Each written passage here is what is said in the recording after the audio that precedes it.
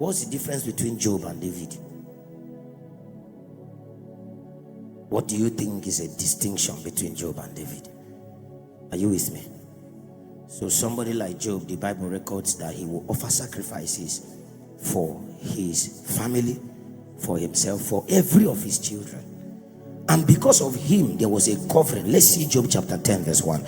So a covering was made available for the people around. How did I get to know? Give me 1 verse 10. When Satan now appeared before God, can you see the question that Satan asked God? Hast thou not made an edge about him and about his house and about all that he had on every side?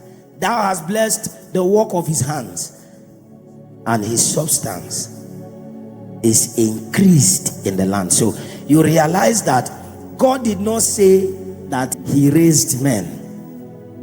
He became a mediator between men and God.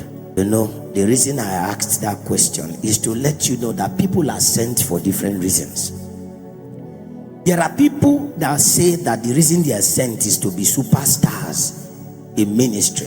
So you come to a place, when one man is not around, the whole place is in darkness because that's the only man carrying the light. That is Job. On the day that Satan will strike, everybody that lacks strength will die. Imagine if Job had taken his children through the path of priesthood.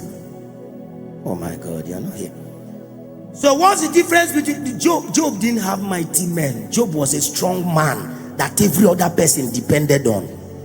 But David had people that he smuggled into Adullam and kept them there. On the day that David became weak, David could cry and say, oh, that someone could fetch me water from the wells of Bethlehem. At that time, he did not ask this question outside the midst of his mighty men. The people that had been in Adullam were the ones that stood up and said, we know that the garrison of the Philistines is there, but we're not going to look at them, because while we were with you in Adullam, we saw how that one man can slay 300 people.